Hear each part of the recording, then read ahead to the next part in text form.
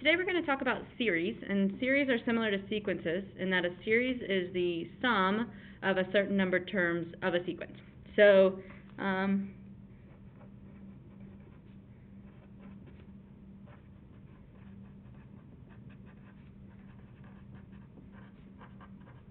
to find the sum of an arithmetic sequence, also known as an arithmetic series, the idea of series meaning we're adding a whole bunch of terms together, we have some formulas. The formulas can be found in your IB booklet. Take mine out. We're still working under topic 1. I'm kind of checking off the stuff we've learned so far. We're going to start with arithmetic, which is this one here. It actually has two different formulas. So it says the sum could be equal to this or this. So either one, depending on what information you have. So I'm going to copy that over into my notes. So the sum of an arithmetic sequence, S sub n, equals n over 2 times 2 u sub 1 plus n minus 1 d. Or it could be equal to n over 2 times u sub 1 plus u sub n. We can use either of these, and these are available for you on both of your paper 1 and paper 2 for your IB test. So what does all this stuff mean? A couple of these things should be familiar to you from our previous unit on sequences. Whew, I get these words mixed up. On sequences. So this S sub n means the sum of the first n terms. So first 5, first 6, first 7, first 8, however many n terms that you're wanting to sum. So that's what the n stands for. Is the number of terms you're adding together. Okay, maybe the first 100 terms. There it is. All right. U sub 1 is your first term. This n, same thing right there. And d is your common difference. Over here, this n means the same thing. This u sub 1 is still your first term. And this is the nth term. So if you're trying to sum 50 terms, then that would be the 50th term, so the nth term of that sequence. Okay. Either of these formulas you can use. They're both going to come up with the same value. It just depends on what information you have. So let's do a little example of what we can do with this. So I want to add 2 plus 4 plus 6 plus 8 plus so on till I get to 200. So that dot dot dot means there's a bunch of terms in between the 8 and the 198, but it follows the same pattern. So 2, 4, 6, 8, dot, dot, dot, dot, dot, 198 plus 200. We can choose between either of these forms. In either case, we need to know the number of terms that we're trying to add together. So how many terms are from here to here. Sometimes that's like the trickiest thing to figure out. Okay? It can be kind of tricky to figure out how many terms are from 2 to 200. All right? So we're going to have a couple different ways that we can figure out that value. We're also going to need, in this case, we need the common difference. In this case, we need the nth term, but in both cases, we need the first term. So let's write down u sub 1 is 2. I'm going to use the second formula in this case because I do know my nth term. So I do know this is my u sub n. We just don't know what that n is. So what term value is that? So the mathematical way to do this is going to be to go back and say that this is a sequence and figure out what term goes with 200. So I'll show you the mathematical way, and a lot of times you might be able to use I call it the think through it way, but we can use either or in this case. So we want to figure out what term 200 is. So for our arithmetic sequence, this is our formula to find terms. We want to know our 200th term is what term value. Our common difference is 2. So n is your term value. What n gives us a term value of 200? This is a linear equation. You can solve this pretty quick. We can distribute the 2. 2 minus 2 is 0. Divide by 2, and that is the 100th term. So over here, u sub 100 is 200. That means we're summing the first 100 terms. Okay, since 200 is the 100th term of this sequence, then we are summing the first 100 terms. So n is 100, our 100th term is 200, and our first term is 2. So let's try out the formula. The sum of the first 100 terms is equal to, I'm looking at the second piece here, n, my number of terms is 100 over 2. My first term is 2, my last term is 200. I like to use fancy fractions whenever I'm needing to use a fraction, so I can do alpha y equals, get a fancy fraction. And there it is. 10100. Okay. If you use the other piece of that formula, you should get the same answer. Okay, let's do another one. Let's add negative 41 minus 38 minus 35 minus 32 plus 4. Okay. So we need to figure out how many terms are here, and these three pieces of information. We do know our last term, so I'm going to use this formula. If you don't know your last term, then you would want to use this formula, but either one's going to work.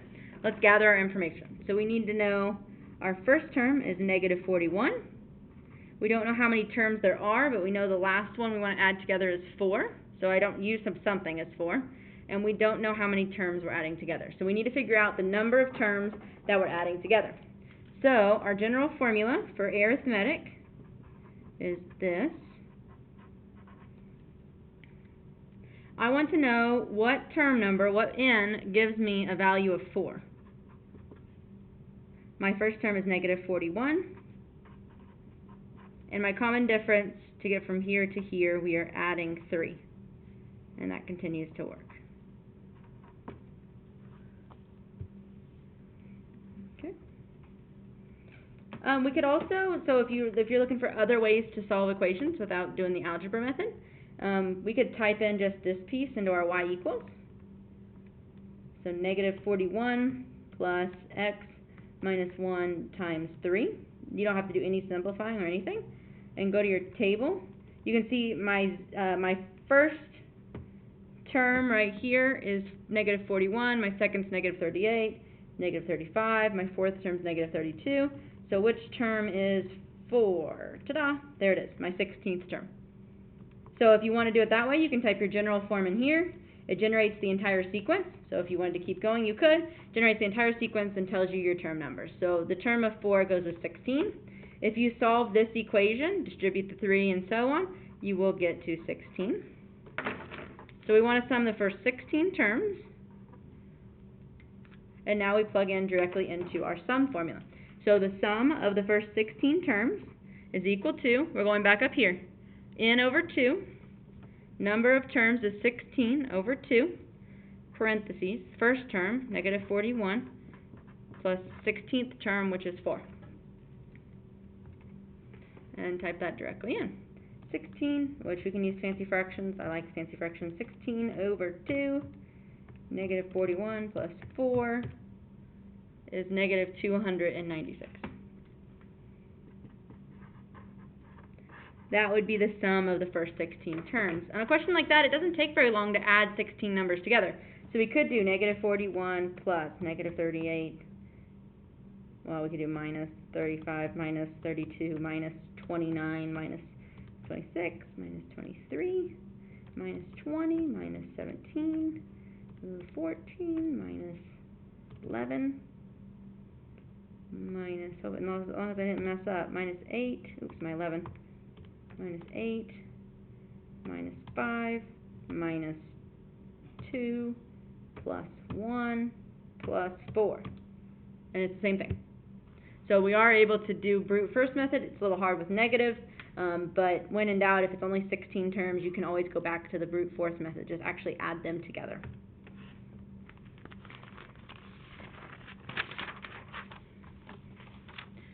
Alright.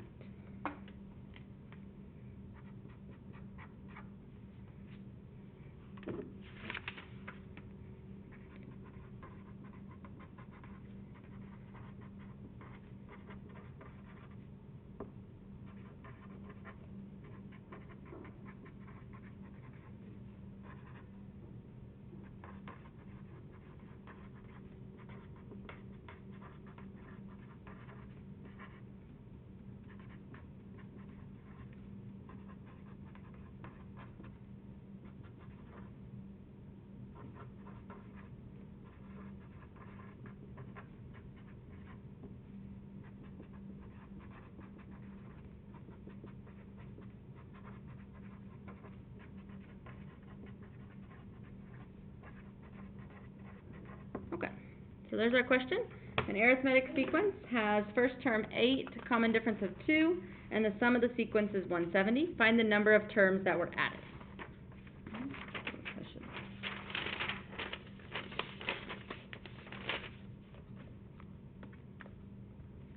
So there is our question. So we know some stuff about this arithmetic sequence. Why don't I go ahead and write it out. So what does this sequence look like? First term is 8. Common difference of 2, meaning it's increasing by 2. And it keeps going like that. Dot, dot, dot. And we don't know how far we're adding. Okay, we know this is the first term, second, third, fourth, fifth. There's, I don't know, n number of terms. We don't know what that number is. But we know that whenever we add them, we should get to 170. So I'm going to look at my options for formulas. So I can use this one or this one.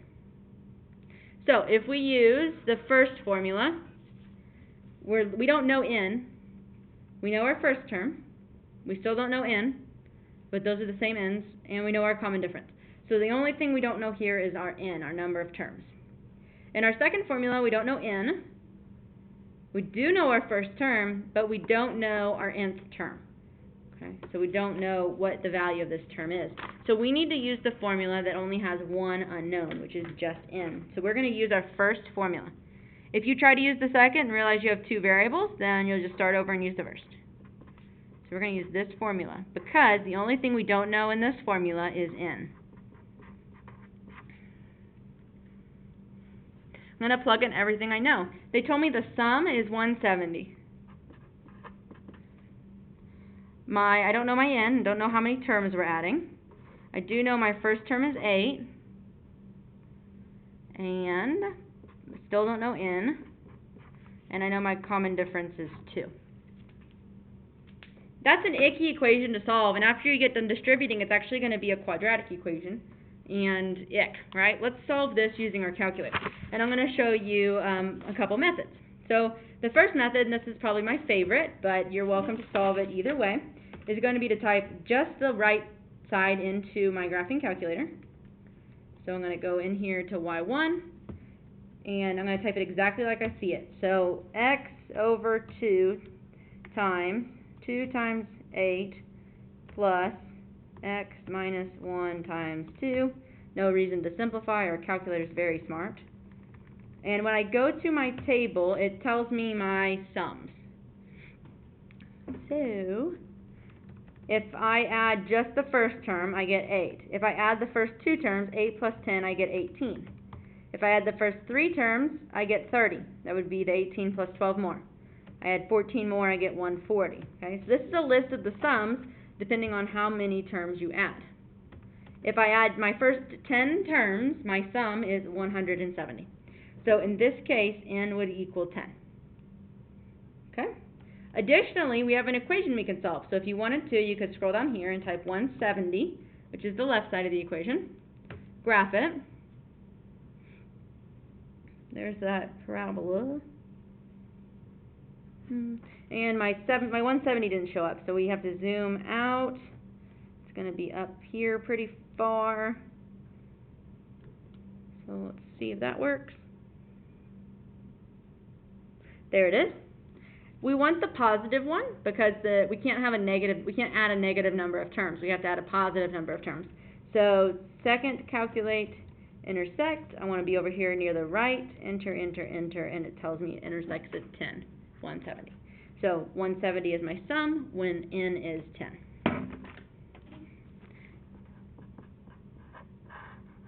Either way you go about solving that, it's fine, okay?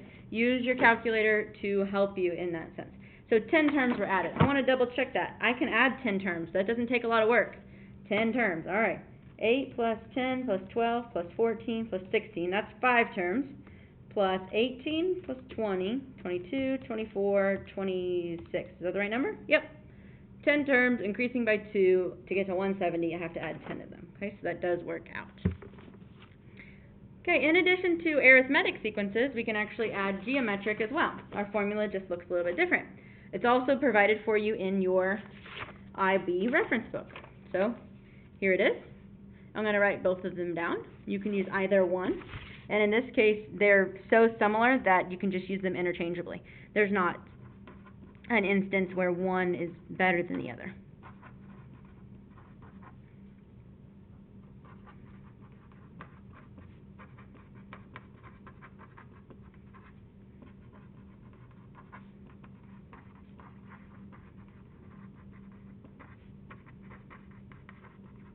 Okay. In the same case, the GX series is going to be adding the terms of a geometric sequence, just like arithmetic series was the same thing for an arithmetic sequence. Our formulas, S sub n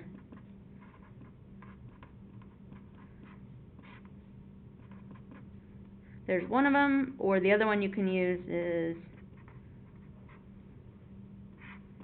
that one. They require the same information, so one of them is not more powerful than the other.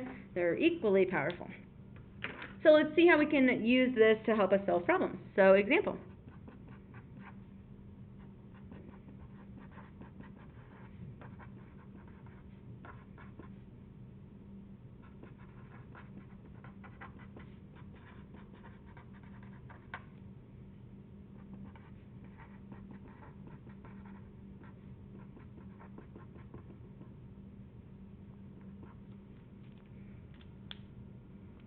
Alrighty. We need to gather some information. We want to find the sum of the first 12 terms in this. 2, 6, 18, 54. I know that's written kind of sloppy, but it's 2, 6, 18, 54, and so on, the first 12 terms.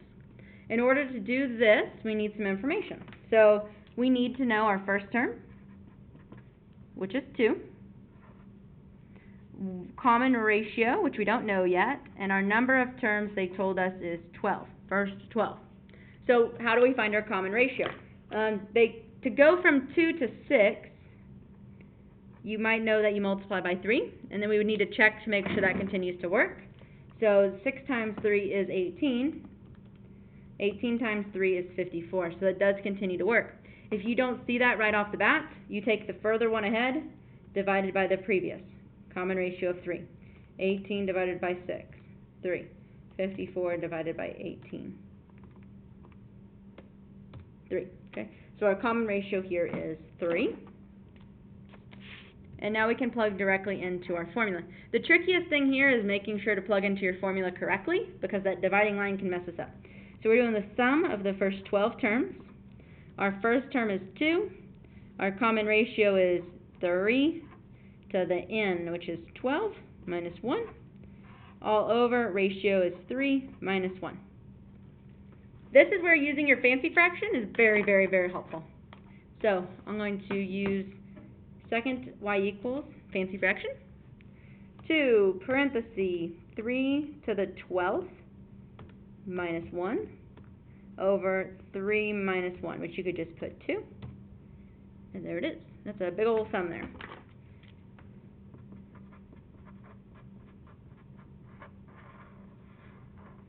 Alrighty.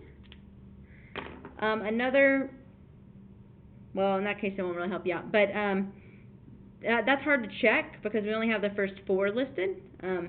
But in order to get, let's say you only wanted to do the first 4, all you have to do is change this 12 to a 4. the first 4 should be 80. So 2 plus 6 plus 18 plus 54 is 80. Okay, so that the formula does check out. Teachers, pardon this interruption, I have an announcement. We'll be having a food... Sorry, there was an announcement, so we're back here, and this is your next question. It says 9 minus 3 plus 1 minus 1/3 plus yada yada yada. We want to find a formula for S sub n. So we're not actually finding an answer here. We just want a formula that would describe this. So let's see what we know. Our formula is still going to have an n because we don't know how many terms we're adding. We know our first term is 9, and we need to find our common ratio. So what common ratio is going to get it to go back and forth between positive 9, negative 3, positive 1, negative 3? So what do we need to multiply by? So once again, if you get confused, take the second number divided by the first. Okay, fractions. That's 1/3. Negative 1/3. 1 divided by negative 3, also negative 1/3. Negative 1/3 divided by 1, also negative 1/3. Okay, so our common ratio here is multiplying by a negative 1/3. That's what gets the values like oscillate to go back and forth between positive and negative, is multiplying by that 1/3 each time. So I want to find the sum for some n terms. I don't know how many, just n. Let's see, we're going back to our formula. Do we know our first term? Yep, 9. We know our r is negative 1/3 to the n minus 1 all over negative 1/3 minus 1. Okay, it's really fine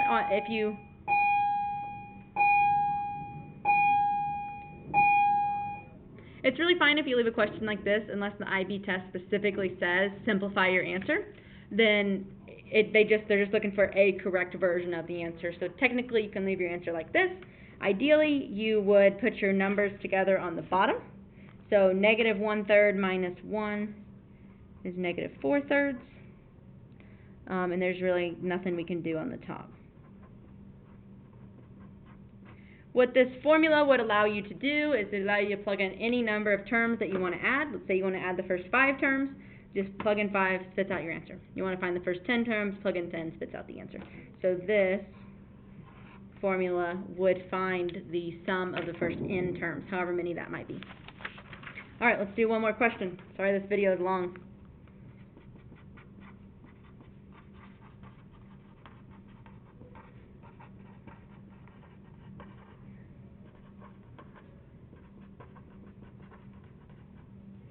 A geometric sequence has first term 5 and common ratio 2.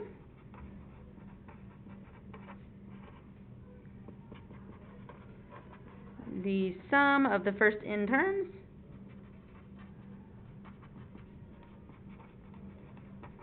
is 635. Find n. Find how many terms had to be added in order to get to that value. So we're going to kind of draw a picture, write down the information that we know. I know my first term is 5. In order to have a common ratio of 2, that means we're multiplying by 2 each time. So 5 times 2 is 10. 10 times 2 is 20. 20 times 2 is 40. And that continues. We want to figure out how many of these terms do we need to add together in order to get to a sum of 635. These numbers are increasing pretty fast. I don't think it's going to take very many terms, but maybe it was, 1 million. So we're going to need a strategy that's not just brute force adding, and we'll see what that's going to be. So my formula, my formula up here requires first term, ratio, and number of terms. So we know our first term is 5, and I know my ratio is 2. Those were listed in the question. So I know that my sum formula, sum of the first n terms, is my first term, 5, times 2, we don't know how many terms, that's what they said they wanted us to find, minus 1, all over, my ratio is 2 minus 1. That is icky to solve. This is not something that you guys currently possess the skills to solve, okay? And even if you did, like if I had this, like I do have the skills to solve that, I guess I should say, but I still don't want to do the work, okay? That's icky, icky, icky. So I'm going to do a calculator strategy that's going to speed you up and help you solve an equation like that. I want to figure out when my sum is 635. Alright, when is that equal to 635? I'm going to do my table method first, and then we'll go back and do our intersection method. So I want to use a fancy fraction, 5 parenthesis 2 to the x minus 1 all over 2 minus 1.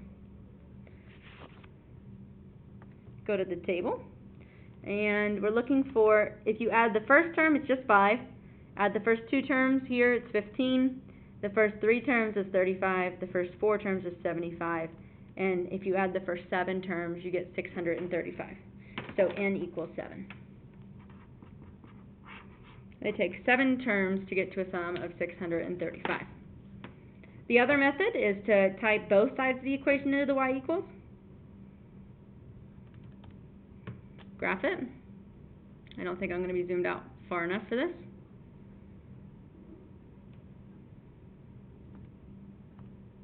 I know I need to be up at 635, so if you know how to use your window, you can change your y maximum to like a little bigger than that, 700. And then your x-axis doesn't need to go very far at all. So that's under the window settings. You can play around with those numbers until you find a graph that works, or you can use that zoom in, zoom out feature. So this window setting worked. I made my x's just from negative 10 to 10, made my y's from 0 to 700, and it makes this nice graph where I can see where they intersect. Second, calculate, intersect. Get over there kind of close to it. There's my little dot running along the line. Kind of close, enter, enter, enter. And there it is. X is 7. Exactly what we had here. Alright, now start on your homework. Please let me know as you have some questions. Happy to help. This topic is series. Next class we're going to do compound interest, and then the final is the next day's review and then test. So we are getting pretty close to that test day. So make sure you are finding time to ask for help as you need it. I am available before school, after school, or during Tiger Time. If you need my help, please seek me out. Thanks.